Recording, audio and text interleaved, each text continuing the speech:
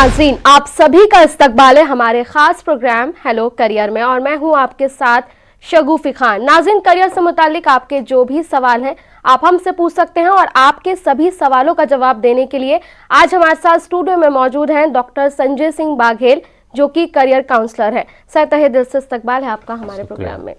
नाज़रीन, आप भी हमारे इस प्रोग्राम में शामिल हो सकते हैं। हमारे नंबर्स लगातार आपकी टीवी स्क्रीन पर फ्लैश हो रहे हैं। इन्हीं नंबर्स के जरिए आप हमसे राब्ता कायम कर सकते हैं। प्रोफेसर साहब, इससे पहले कि कॉलर्स हमारे साथ जुड़े, पहला सवाल यही, क्योंकि आप दिल्ली यूनिवर्सिटी में पढ़ाते भी हैं, तो बेहतर मुस्तकबिल अगर हमारे नाजरीन चाहते हैं जो हमें देख रहे हैं, तो क्या कुछ नए कोर्सेज, और अगर करियर ओरिएंटेड कोर्स की मैं बात करूं तो कौन कौन से कोर्सेज दिल्ली यूनिवर्सिटी में? सागुफी, देखिए कि जो दिल्ली यूनिवर्सिटी है वो 5 प्रमुख स्ट्रीम पे काम करती है। एक है एडमिशन होता है वहाँ पर, एक है ह्यूमैनिटीज और सोशल साइंस, दूसरा है साइंस, तीसरा है बिजनेस एंड मैनेजमेंट स्टडीज, चौथा है कॉमर्स एंड अकाउंटिंग, और पांचवा है कंप्यूटर एंड इंफॉर्मेशन टेक्नोलॉजी। फिर जब हम बात करते हैं ह्यूमैनिटीज और सोशल साइंस की, इसमें vocational kind of the courses आते हैं। जैसे बीए ऑनर्स में ले लीजिए तो पोल साइंस रहेगा, हिस्ट्री रहेगा, लिटरेचर रहेगा, Hindi literature, Arabic literature, Urdu literature, English literature, इस तरह के कोर्स रहेंगे, फिलासफी रहेगी, साइकोलॉजी रहेगी। इस तरह के कोर्सेस यहाँ पे दिल्ली यूनिवर्सिटी के ह्यूमैनिटीज और सोशल साइंस स्ट्रीम में आते हैं। जब हम साइंस की बात करते हैं तो साइंस में फिजिक्स, केमिस्ट्री, बायोलॉजी, जूलॉजी, इस तरह के कोर्सेस आते हैं। जब हम कॉमर्स की बात करते हैं तो वहाँ BCom प्रोग्राम होता है और BA प्रोग्राम होता है। इसमें ऑनर्स और प्रोग्राम दोनों तरह के होते हैं। जब हम मैनेजमेंट की बात करते हैं तो मैनेजमेंट में होता है बैचलर इन बिजनेस इकोनॉमिक्स होता है, BAMS होता है, इस तरह के कोर्सेस होते हैं। फिर इसमें अकाउंटिंग्स भी आ जाते हैं। जब हम इंफॉर्मेशन टेक्नोलॉजी की बात करते हैं तो इसमें कंप्यूटर साइंस होता है, BTech होता है, इस तरह के कोर्सेस यहाँ पे होते हैं। तो इसमें से आप देखिए कि जब हम बात कर रहे हैं तो इसमें दोनों तरह के कोर्सेस शामिल हैं। एक कोर्सेस हुआ जो एक तरह से कन्वेंशनल कोर्सेस हैं, जो एकदम आप ऑनर्स करके अपना गोल लंबे समय के लिए टारगेट अचीव करना चाहते हैं, और दूसरे तरह के होते हैं कि आप ग्रेजुएशन करने के बाद, एक तरह से प्रोफेशनल कोर्स करने के बाद आप सीधे सीधे जॉब ओरिएंटेड कोर्सेज में प्रवेश कर जाते हैं। तो जब भी बच्चा कोई सोचता है दिल्ली यूनिवर्सिटी में प्रवेश लेने के लिए, तो वो निश्चित करके आए, क्योंकि उसका 11th और 12th से डिसाइड हो जाता है कि वो किस तरह करियर में अपना ऑप्शन चूज करना चाहता है। तो ये सोच करके जब आता है तो मुझे लगता है कि वो एक तरह से सही दिशा में जा रहा और एक निश्चित लक्ष्य की तरफ अपना कदम बढ़ा रहा। तो इस तरह का एडमिशन होता है, और यहाँ एडमिशन 2 तरह का होता है। एक है परसेंटेज बेस होता है, जहाँ मेरिट होती है, निकलती है हर एक कॉलेज की सेंट्रलाइज जो मेरिट सिस्टम है, वहां से कट ऑफ निकलता है कि कितने परसेंटेज में होगा। और दूसरा है प्रोफेशनल कोर्सेज के लिए, जहां एंट्रेंस एग्जामिनेशन होते हैं। तो वो दोनों तरह को आप देखें कि आपको किस कोर्स में जाना है। आप दिल्ली यूनिवर्सिटी की वेबसाइट है du.ac.in, वहां विजिट करेंगे तो कौन से कोर्सेस एंट्रेंस एग्जामिनेशन प्रवेश परीक्षा के थ्रू होते हैं और कौन सा कोर्स जो है कि आपके मेरिट बेस पे होते हैं, पूरी जानकारी आप उस वेबसाइट में जाकर के प्राप्त कर सकते हैं। बिल्कुल। और प्रोफेसर साहब, अगर इससे अलग मैं अगर एडमिशन प्रोसेस की, जैसे कि आपने हमें बताया कि 2 तरीके से होते हैं, लेकिन जो बच्चे आर्ट्स स्ट्रीम से पढ़ाई कर रहे हैं अभी, क्योंकि बोर्ड के एग्जाम जो है वो बच्चों के चल रहे हैं, तो ऐसे में जो बच्चे आर्ट्स स्ट्रीम से एग्जाम दे रहे हैं, उनके लिए क्या कुछ करियर के ऑप्शन, अगर हम दिल्ली यूनिवर्सिटी की बात कर ले तो वहां से है? देखिए, इसमें सगुफी अगेन मैं बोलूंगा 2 तरह के कोर्सेस हैं। जो आर्ट स्ट्रीम के प्रोफेशनल कोर्सेस हैं और दूसरा है ट्रेडिशनल कोर्सेस हैं। प्रोफेशनल कोर्सेस में हम काम बताना चाहेंगे कि यहाँ पे जैसे मान लीजिए कि दिल्ली यूनिवर्सिटी ने दिल्ली स्कूल ऑफ जर्नलिज्म है, वहाँ पे 5 ईयर का इंटीग्रेटेड प्रोग्राम लॉन्च किया है, जिसमें 2017 में लॉन्च हुआ। और इसमें एंट्रेंस एग्जामिनेशन प्रवेश परीक्षा के थ्रू यहाँ पे एडमिशन होता है, और ऑब्जेक्टिव टाइप के यहाँ पे प्रश्न पूछे जाते हैं। तो आप चाहे तो ग्रेजुएशन करके 3 साल में BGMC करके निकल सकते हैं, या कि पूरा 5 ईयर का इंटीग्रेटेड प्रोग्राम के माध्यम से आप BA भी करें जर्नलिज्म और मास कम्युनिकेशन और MA भी साथ में कर सकते हैं। तो ये प्रोफेशनल कोर्सेस होते हैं। और वहीं पर जैसे दिल्ली यूनिवर्सिटी का दूसरा एक कोर्स है कि BTech humanities and social science. मुझे लगता है देश की पहली यूनिवर्सिटी जहां BTech ह्यूमैनिटीज चलाती है। और सबसे मजेदार बात यह है कि एक ऐसा कोर्स है जहां बीटेक करना, ह्यूमैनिटीज करने के बाद मैक्सिमम बच्चे जो प्लेसमेंट हुए हैं, प्लेसमेंट में नहीं गए हैं, अपना स्टार्टअप स्टार्ट किया है, उन्होंने अपना कुछ काम किया है और एक तरह से रोजगार क्रिएट करने का काम किया है। तो ये क्लस्टर इनोवेशन सेंटर है हमारे दिल्ली यूनिवर्सिटी में, जहां पर इस तरह का कोर्सेस चलता है। तो इस तरह का कोर्सेस एक तो हुआ कि प्रोफेशनल आर्ट एंड ह्यूमैनिटीज के थ्रू आप कर सकते हैं। दूसरे हुए कि आप पोल साइंस में ऑनर्स कर लीजिए, हिंदी या इंग्लिश में ऑनर्स कर लीजिए। प्रोफेसर साहब, दूसरे कोर्सेज के बारे में भी हम जानेंगे। कॉलर इस बीच हमारे साथ जुड़ गए हैं। हेलो हेलो हेलो जी, अपना सवाल बताइए।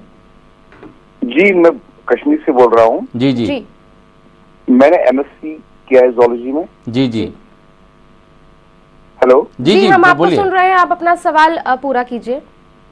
मैंने एमएससी किया है जूलॉजी में, जी जी नेट भी क्वालिफाई किया है। हाँ हाँ।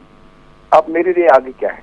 देखिए, नेट क्वालिफाई किया बहुत अच्छी चीज़ है कि यदि आपने नेट क्वालिफाई किया है, एमएससी जियोलॉजी किया है, तो आपको पता है कि नेट करने के बाद आप जो है किसी भी यूनिवर्सिटी में असिस्टेंट प्रोफेसर का जो जॉब निकलता है उसमें एक तरह से आप उसका इंटरव्यू दे करके सीधे सीधे आप नौकरी पा सकते हैं। सिर्फ सेंट्रल यूनिवर्सिटी नहीं, स्टेट यूनिवर्सिटी के लिए भी आप एलिजिबल हो जाते हैं।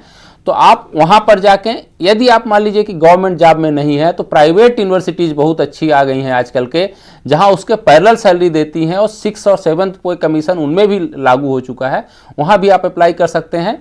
यदि उसके बाद भी मान लीजिए आप एकेडमिक्स में नहीं जाना चाहते हैं, तो और हायर स्टडीज करके आप रिसर्च में चले जाएं, तो जैसे रिसर्च एसोसिएट होते हैं और पीएचडी या एमफिल कर करके आप, या कि बाहर की फेलोशिप ले करके आप एक नया करियर बना सकते हैं। बिल्कुल। और एक और कॉलर हमारे साथ लाइन पर है। हेलो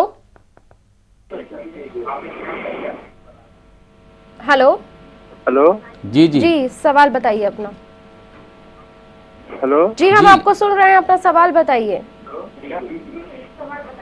जी, मेरा सवाल ये है कि मैं इस वक्त, हेलो जी जी, आपकी आवाज आ रही है, आप बोलिए। जी, मेरा सवाल ये है कि मैंने बीएससी बीएड की है।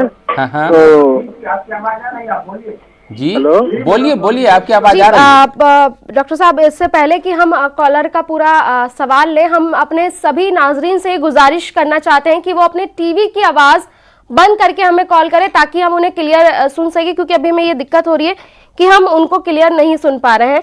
राब्ता हमारा नहीं हो पाया है इन कॉलर से। प्रोफेसर डॉक्टर साहब, हम बात कर रहे थे कोर्सेज की।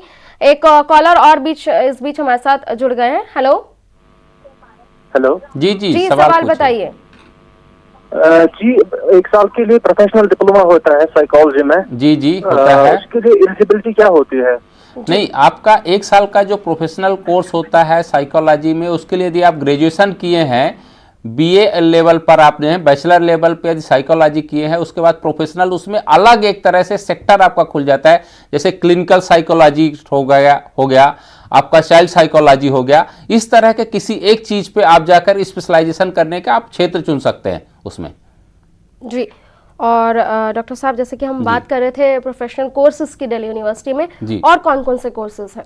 देखिए, इसके अलावा जैसे बीएएमएस एक बहुत अच्छा कोर्सेस है, जी। बीबीए है, बैचलर इन इकोनॉमिक्स है, इस तरह का कोर्सेज कर लीजिए। इसके लिए स्पेशलाइज जैसे हमारे 5-6 कॉलेजेज हैं, जैसे शहीद सुखदेव सिंह है, शहीद राजगुरु है, टूरिज्म एंड ट्रैवल है, इस तरह के कोर्सेज, बहुत सारे कोर्सेज है, फूड टेक्नोलॉजी है।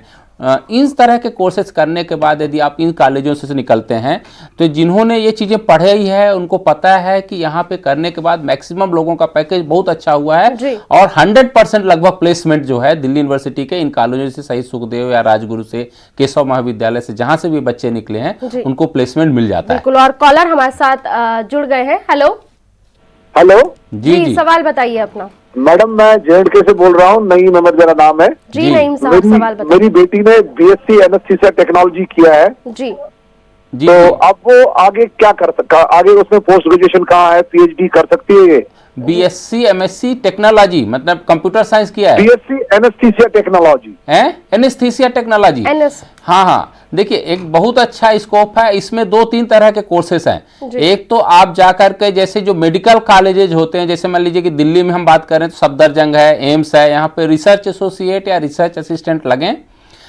उनके साथ काम करते हुए, किसी प्रोफेसर के साथ काम करते हुए उनको एक तरह से रिसर्च का बैकग्राउंड पता हो जाता है, तो उसके बाद वो रिसर्च में जा सकते हैं, हायर स्टडीज में जा सकते हैं।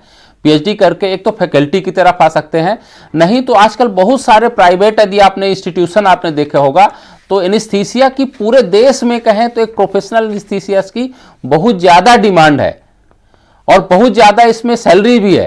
तो यदि आप उस तरह का कोई ट्रेनिंग ले लेते हैं किसी बड़े हॉस्पिटल में एसोसिएट होकर के, तो आप प्राइवेट में भी आप अपना प्रैक्टिस कर सकते हैं, नहीं वहां पर जॉब ले सकते हैं। तो दो ऑप्शन है, एक तो हायर स्टडीज में जाए या तो इसी को आप प्रोफेशनल उसमें कन्वर्ट करके थोड़ा सा और आप जो है किसी भी हॉस्पिटल में, बड़े हॉस्पिटल में या प्राइवेट हॉस्पिटल में नौकरी पा सकते हैं। बिल्कुल। और एक और कॉलर हमारे साथ लाइन पर है। हेलो जी, अपना सवाल बताइए। जी, मैं जहूर बोल रहा हूँ जम्मू पुंछ से। जी जी मैम, मैंने जो है वो MA BEd हूँ मैं। जी, मैंने जी। फारसी में MA किया है। जी जी तो अभी मैं जो है वो police as a constable job कर रहा हूँ, तो जी। मैं इस जॉब से खुश नहीं हूँ। जी, तो जी। Tell me what I can do in future.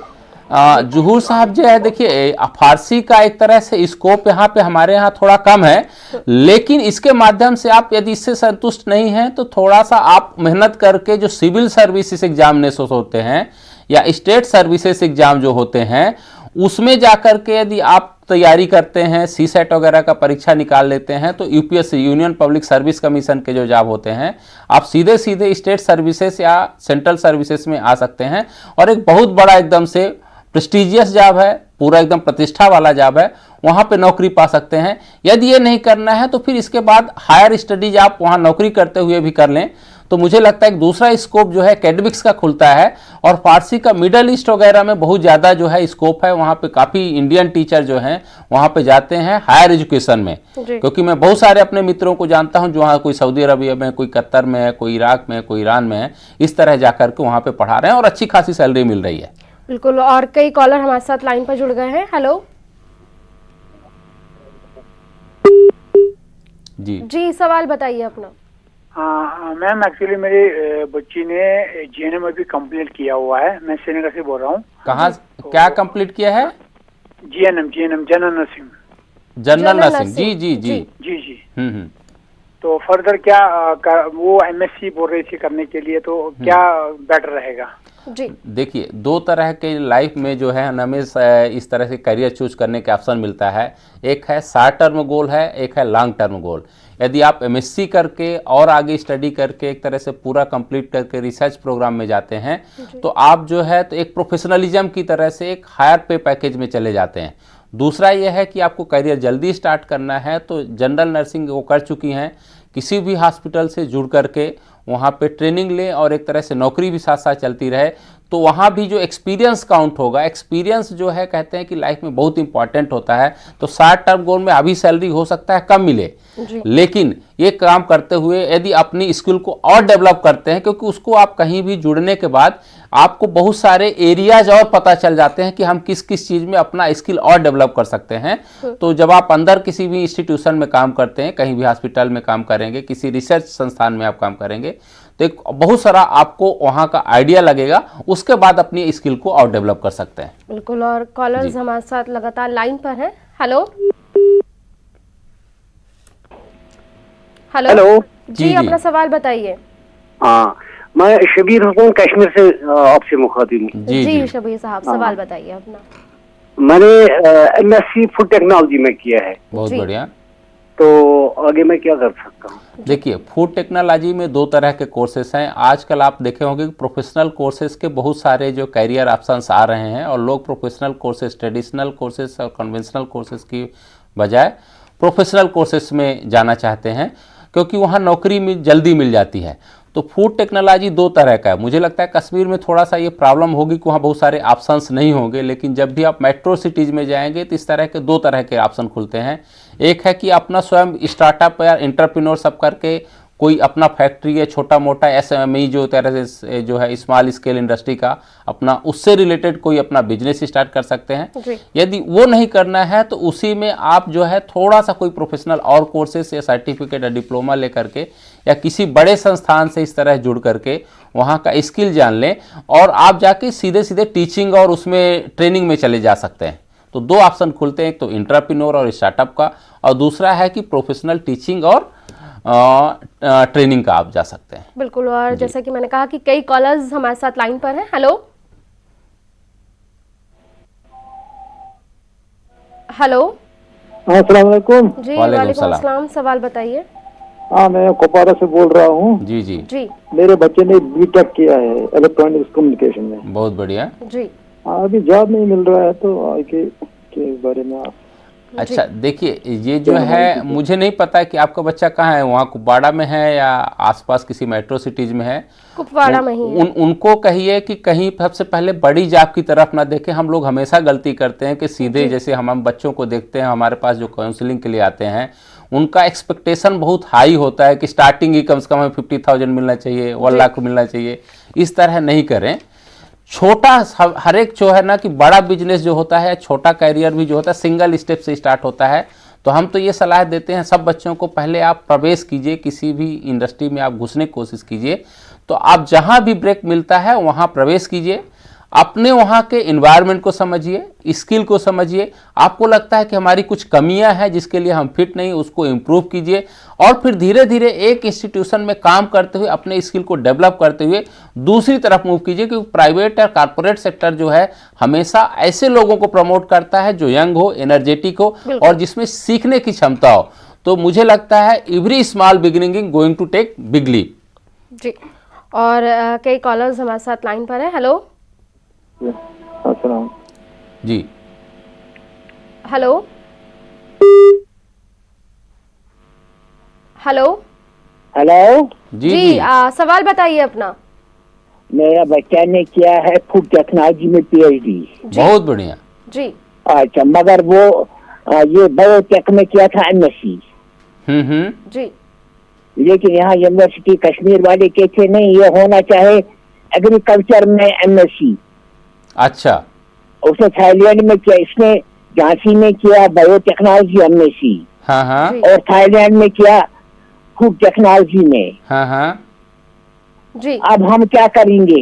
ये कहेंगे हमारा रूल यहाँ है, ये एग्रीकल्चर में होना था, इसका बेसिक सब्जेक्ट फूड टेक्नोलॉजी का। देखिए, हम लोग कई बार गलती करते हैं। जैसे उन्होंने झांसी में माइक्रोबायोलॉजी किया, मैं झांसी से जुड़ा हुआ हूँ, जो वहाँ पढ़ाते हैं प्रोफेसर्स लोग, मैं उनको भी कुछ लोगों को जानता हूँ। जी तो बायोटेक्नोलॉजी एक बहुत अच्छा करियर ऑप्शन था यदि उसी में वो आगे बढ़ते क्योंकि ये देखिए करियर काउंसलिंग या प्रॉपर सही समय पे गाइडेंस ना मिलने की वजह से थोड़ा सा यहाँ जो है कन्फ्यूजन हुआ करियर को लेकर के। आप जैसे बायोटेक्नोलॉजी में कि तो उसी क्षेत्र में उनको आगे बढ़ना चाहिए था। तो 2-3 ऑप्शन खुलते थे कि आप बड़े किसी संस्थान में जो है ल्यूपिन वगैरह मान लीजिए है, जो बड़ी दवाई कमाने हैं, कैडिला वगैरह है, तो वहाँ जा कर के एक आप जो है तो रिसर्च साइंटिस्ट के रूप में नौकरी पा सकते हैं। क्योंकि मैं बहुत सारे बच्चों को जानता हूँ जो हमारे यहाँ से बायोटेक्नोलॉजी और इस तरह के एमएससी करके गए हैं, बायोमेडिकल वगैरह, वो इस तरह की कंपनियों में, मेडिकल कंपनियों में वहाँ पे जॉब कर रहे हैं और अच्छा पे पैकेज है उनका। दूसरा, यदि वो नहीं था तो बायोटेक्नोलॉजी में उनको रिसर्च करना चाहिए था, पीएचडी वगैरह करना चाहिए था। वो सही बोल रहे हैं कि आप दूसरी जगह से थाईलैंड से कर लिया, लेकिन वो स्ट्रीम आपका चेंज हो गया। तो क्या है कि जिसमें एमएससी करते हैं उसी में रिसर्च आगे करना होता है, तो स्ट्रीम 2 अलग अलग हो जाते हैं। तो फूड टेक्नोलॉजी में उन्होंने कर लिया। अब यह फूड टेक्नोलॉजी वाले टीचिंग और ट्रेनिंग में ले लें, या कि वहां पे फूड टेक्नोलॉजी में गाइडेंस या जो है एक तरह से कंसल्टेंट के रूप में ले लें, तो फिर उनका दूसरा ऑप्शन वहां पे बनता है। बिल्कुल। और कॉलर्स हमारे साथ लगातार लाइन पर हैं। हेलो अस्सलाम वालेकुम। वालेकुम अस्सलाम, सवाल बताइए। जी मैम, मैंने पीजी किया हिस्ट्री में, मैं क्या कर सकता हूँ मैम कुछ? जी पीजी किया है हिस्ट्री में। हिस्ट्री में पीजी करने के बाद आपको, मुझे लगता है कि और किसी कंपटीशन की तैयारी आपने नहीं किया? राब्ता उनसे नहीं है हेलो, हमारा। देखिए, तो यदि आपने पीजी हिस्ट्री किया है तो 2-3 ऑप्शन अगेन आपके लिए खुलते हैं। सबसे पहला, आप किसी कंपटीशन की तैयारी करें। जी कंपटीशन की तैयारी में है, एक सेंट्रल गवर्नमेंट की जॉब्स होती हैं जिसमें यूपीएससी, एसएससी, या फिर दूसरा है कि स्टेट सर्विस की तैयारी करें, जिसमें स्टेट सर्विस के अलग अलग पोस्ट होते हैं, एसडीएम, डीसीपी से लेकर के रजिस्ट्रार और इस तरह के बहुत सारे जॉब्स होते हैं। तो एक तो ये जॉब है कि आप सरकारी नौकरी में करें। यदि आपने एमएससी किया है तो उसके बाद यदि बीएड एमएड करते हैं तो एजुकेशन में आप जा सकते हैं। इसमें स्कूल एजुकेशन के लिए आप ट्राई कर सकते हैं, जिसमें टीजीटी और पीजीटी का जॉब होता है। जी तीसरा, यदि आपने नहीं किया है तो एमए हिस्ट्री करने के बाद आप नेट जेआरएफ करके एकेडमिक्स में जा सकते हैं, जिसमें असिस्टेंट प्रोफेसर से जिसकी एंट्री होती है, जो सबसे हाई पे पैकेज होता है सेंट्रल गवर्नमेंट का, उसमें आप एंट्री लेकर के, नहीं तो स्टेट गवर्नमेंट के जो कॉलेजेज यूनिवर्सिटीज में उसमें जा सकते हैं। तो 3 तरह के ऑप्शन आपके लिए खुलते हैं। बिल्कुल। और एक और कॉलर हमारे साथ लाइन पर है। हेलो जी हेलो। जी जी जी, अपना सवाल बताइए। ये पीजी किया है उर्दू में, जी जी तो इसके लिए आगे क्या करना चाहिए अभी? पीजी किया है उर्दू में, हाँ जी। और अभी आपने उसके बाद कोई एजुकेशन लिया है? नहीं। अच्छा, तो देखिए भाई साहब, उर्दू में स्कोप थोड़ा सा कई यूनिवर्सिटीज में, यदि आप एकेडमिक्स में करना है, नेट और जेआरएफ है एक तो। जी इसके अलावा कोई भी सब्जेक्ट हो तो आप जो है स्टेट सर्विस की, जो अभी मैं पहले ही बता रहा था अपने कॉलर्स को, कि आप स्टेट सर्विस कोई भी कॉम्पिटिटिव एग्जाम के लिए आप एक तरह से तैयारी कर सकते हैं। जी नहीं तो आप जो है स्कूल एजुकेशन में भी जो है आप इसमें ट्राई कर सकते हैं। तो 3 ऑप्शन आपके लिए भी खुलते हैं, आप उसमें अपना करियर बना सकते हैं। बिल्कुल। और एक और कॉलर हमारे साथ लाइन पर है। हेलो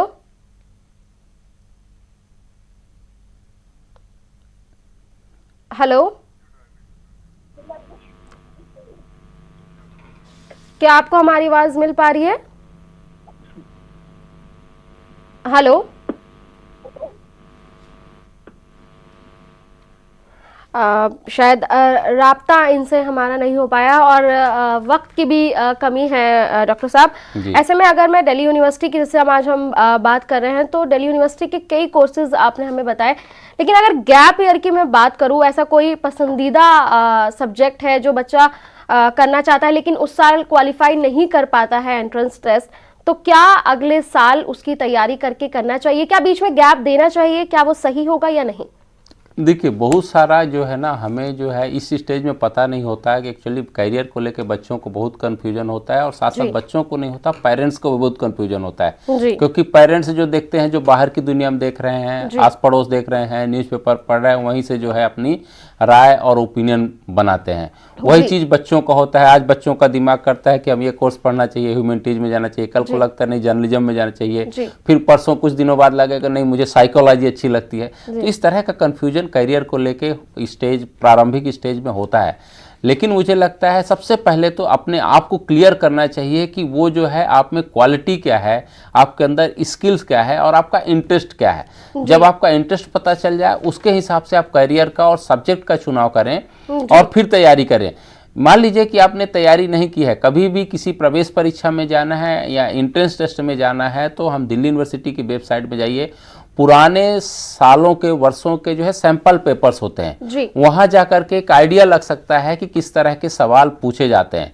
तो हम बार बार कहते हैं हर अपने बच्चों को, जो भी इस तरह के एस्पायरेंट होते हैं, अभ्यर्थी होते हैं, उनसे कि अपना जो है तैयारी इस तरह करें और प्रैक्टिस करें कि वो एकदम से उस तैयारी के लिए परफेक्ट हो, और जिससे बार बार प्रैक्टिस करने से परीक्षा निकल जाए। बिल्कुल। और बहुत बहुत शुक्रिया डॉक्टर साहब, आप हमारे स्टूडियो में आए और सभी कॉलर्स का जवाब दिया।